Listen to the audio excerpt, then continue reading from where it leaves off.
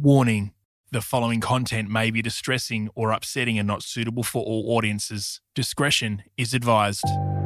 On New Year's morning, a devastating sight. A bike crumpled, parts of it strewn across Seaview Road, its light still flashing. I'm not sure if I will ever ride past that site and not think of Byron. I mean, maybe that day will come, but I'm not really sure if that's any time soon. Another cyclist performed CPR on the victim until emergency crews arrived, but he couldn't be saved. I just basically abused him for not watching where he was driving and running into my mate. And then he gave me some excuse about just picking his car up. The Toyota was captured on CCTV moments before the collision, but the video doesn't appear to shed any light on why it ended up on the wrong side of the road. I don't know him, never did. It was just an unfortunate set of circumstances that led me to meet him on that day. As to the facts and circumstances, that will come out later once the investigators have had a chance to do their job. You won't really know the impact until it affects you and your family, and ultimately it will. Dad was the safest rider I know, so he always wore bright clothing. He would plan his rides based on the direction of the sun so that drivers could see him. You know, when he saw that car coming towards him, he would have done everything he could to avoid it. This is Fatal 5, the story of Byron Gordon. So I'm Ian Parrott. I'm an Assistant Commissioner with South Australia Police, and part of my portfolio is road safety. So I know Byron as a friend who I've cycled with infrequently over the years, but regularly enough to have known him reasonably well. Byron's a GP, he's a really well-respected person in our community. The majority of the time I got to know Byron was while we were cycling. And one of the things that always stuck with me was that he would be out at ridiculous hours of the morning and often had done a crazy amount of kilometres on the bike before he'd even joined us. So he was really passionate about cycling. And yeah, he was just a really nice guy to be around, easy to talk to. So my name's Steph. I'm a paramedic with SA Ambulance. Byron is my dad. He was a pretty good dad, to be honest. Dad worked incredibly hard. So I remember growing up and spending lots of time either in hospitals with him while he'd drive us to school. But we had a really good relationship. He's probably the member of my family that I'm most alike. We think the same, we look the same, we have the same interests. So growing up, we would always talk about the same things and bounce off each other really well. I have so many memories with Dad. The first one that comes to mind is we went away a lot. So we went on lots of family holidays, camping, and something always went wrong. So I remember going around the country in a leaky tent that slept 4 people and there was 5 people in our family. So someone always slept in the car. So he was always looking for adventure and, doing whatever he could, I guess, to entertain us and give us all these family experiences together. My name's Geoffrey Doe. I was a close personal friend of Dr. Gordon, Byron Gordon.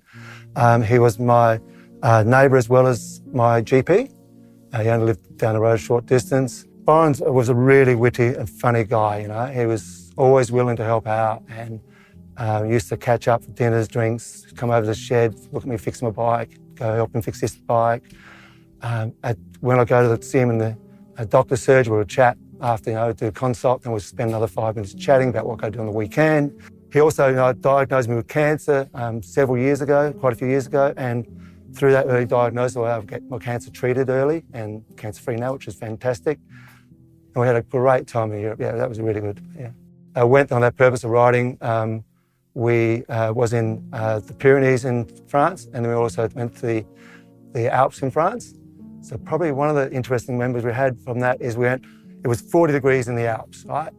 And we got back one day after a ride in the middle of the day, and Byron jumped in the pool with just his bibs on. So you know what cycling bibs look like?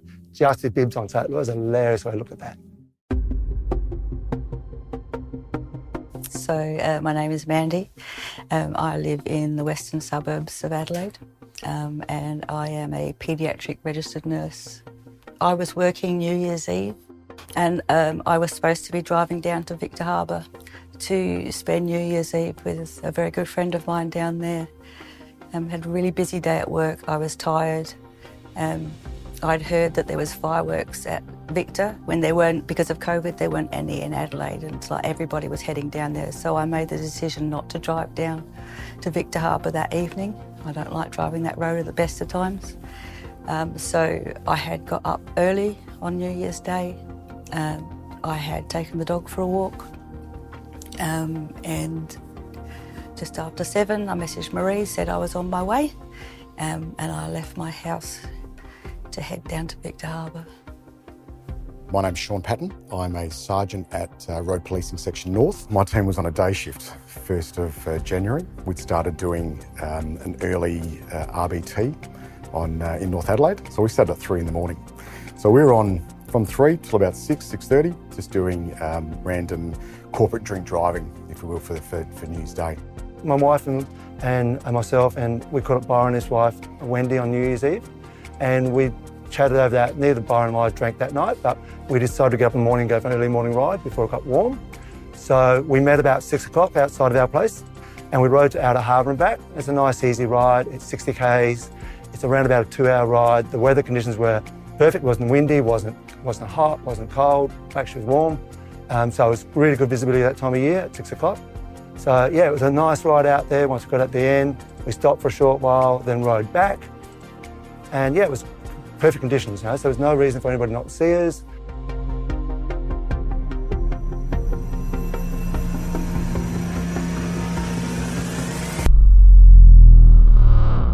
Yeah, so that was really quick. The car coming towards us crossed over the side of the road really quickly. It wasn't weaving ahead. I didn't notice it weaving ahead at all. It just, as it got close to us, it crossed the road really quickly. Missed me by a small distance, but enough. I yelled at the driver at the time, and I could heard the crash behind me, and then I stopped, turned around and went back to Byron. Byron was lying on the ground, face up on the footpath. The driver was already out of his car at the stage. I yelled at him for not watching where he was driving because he looked as though he was looking at his phone. And so he was not looking where he was driving, he was looking down. And then he gave me some excuse back, which made no sense to me at the time. And then I tended to Byron. I didn't talk to the guy after that. I just focused on Byron and gave him CPR after looking for his vital signs. I call this my sliding doors moment. When I travel along Military Road, you come to a roundabout and you can turn down Grange Road or you can turn up onto Seaview Road. And different days I go different directions. And for whatever reason that morning I turned up to go onto Seaview Road. I turned at the roundabout, and then I turned left onto Seaview Road, and I'm travelling along. There was no traffic, there was nothing really around, and then to my surprise there was a car wedged into a Stobie pole. At 7:30, I was at Holden Hill Police Station just doing some administrative duties when a call came over the radio saying that a vehicle had collided with a cyclist. Let's go, Telstra. 224-041. Police emergency, what is your location? There's been a car accident and he's crashed into a Stobie pole and he's also hit a man on a bike. Okay, what's the location, please? What's the location? What's the location, sir? 379 Esplanade. Is anyone injured? Yeah, I mean, he's been hit by a car on a bike. Okay, what are the injuries? His leg is completely sideways. And there's a Stobie post hanging on an angle and there's liquids pouring out of the car. Okay, I'm going to get there as soon as possible. Okay. Don't hang up. Don't hang up. No, I won't hang up. Oh, okay. So the cyclist's not breathing? He's not breathing. Yeah, I'm talking to the ambulance. There was no emergency services there at that time, so I pulled over and walked back to see if I could be of any help at the scene of the accident. I didn't expect to see somebody on the pavement, a cyclist on the pavement and another cyclist performing CPR. And I just went into automatic. So I offered to take over chest compressions because I didn't know how long they'd been going. But the other cyclist that was doing the chest compressions wasn't going to stop. Traffic 624. So the information was coming through very quickly. The information that I received shortly after the fact that was a cyclist, a male cyclist, was currently under CPR on Seaview Road, and that bystanders were actually facilitating the CPR. The cyclist that I now know, his name's Byron. I think, to be honest, he was probably already passed. His colour was not good. His eyes were open. So I just went into automatic. It's like, well, if you've got any chance, I need to do mouth to mouth. Obviously, there's no equipment around, so you have that split-second decision to make as to whether you're going to do mouth to mouth or not. It was very hard to get a clear airway to give him mouth to mouth, and unfortunately his airway was full of blood, so I just was covered in blood from that. So I just cleared it off. I think I did about 3 rounds of trying to give him mouth to mouth. So when I arrived there, I saw a vehicle that had collided with a tree and a Stobie pole, and then I saw the remnants of a carbon fibre racing bike that was just crumpled. And then as my attention was drawn to the paramedics, I saw a male who was currently under CPR and he was not responsive.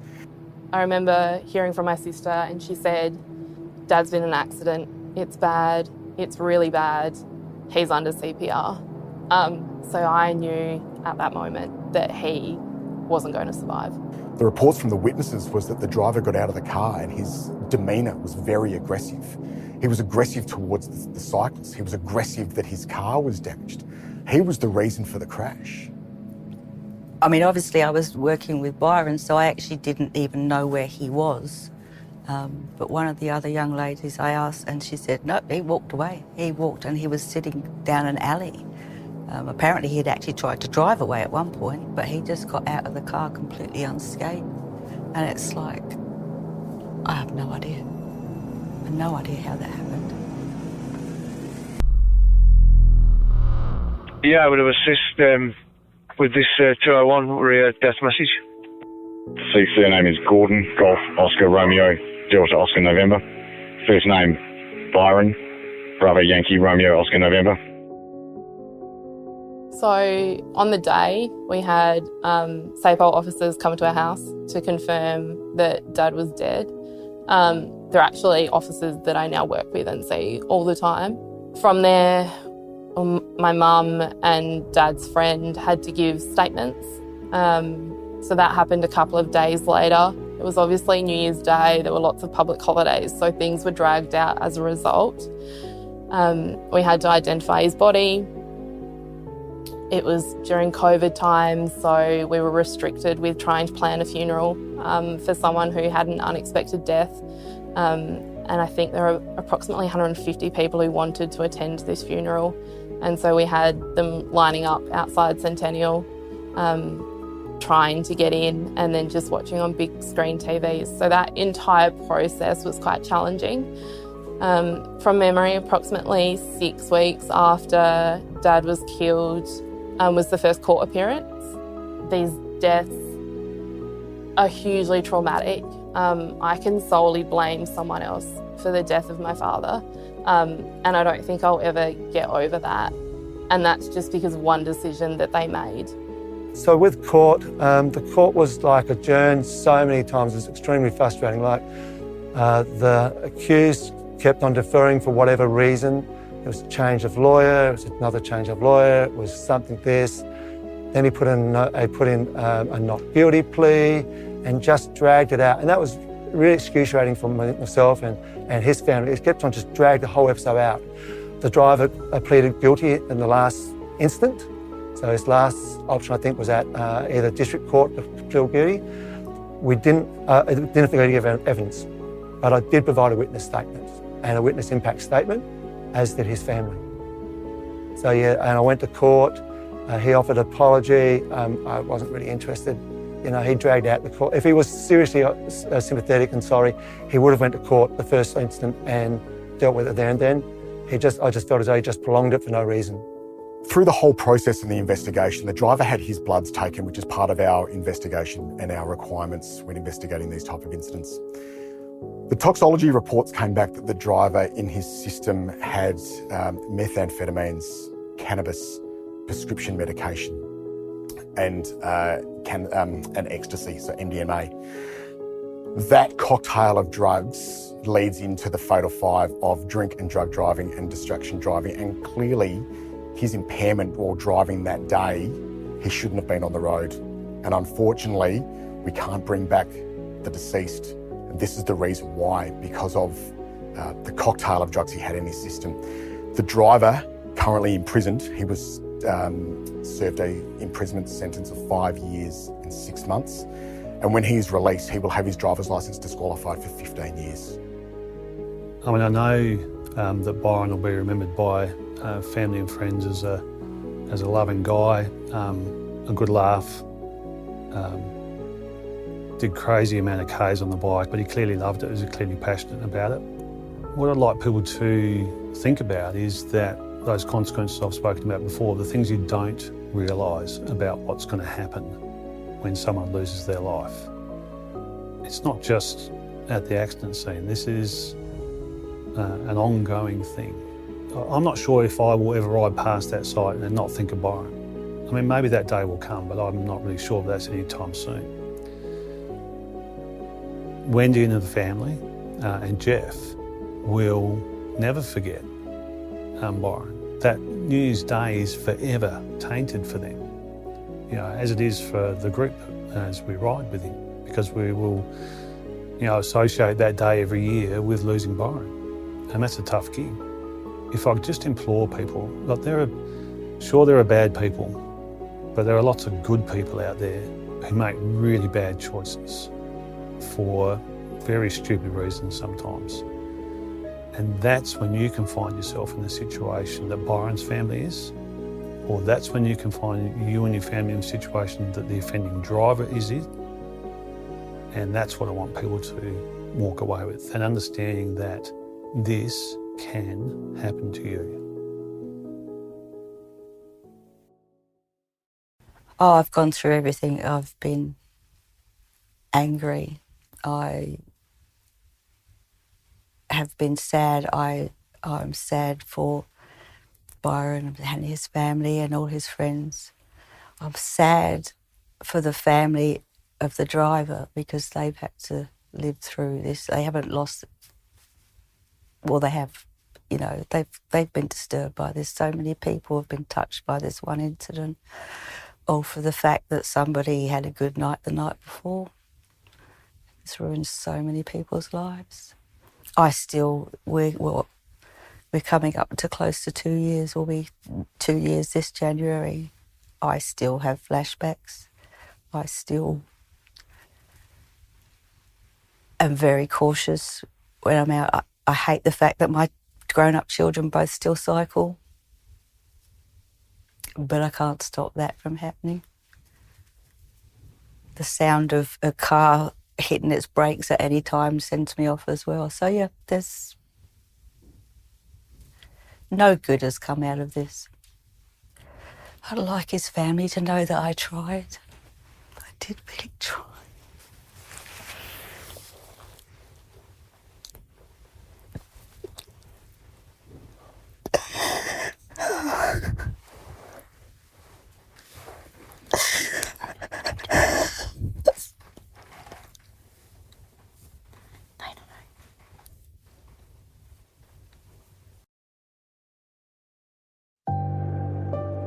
Fatal 5, the story of Byron Gordon.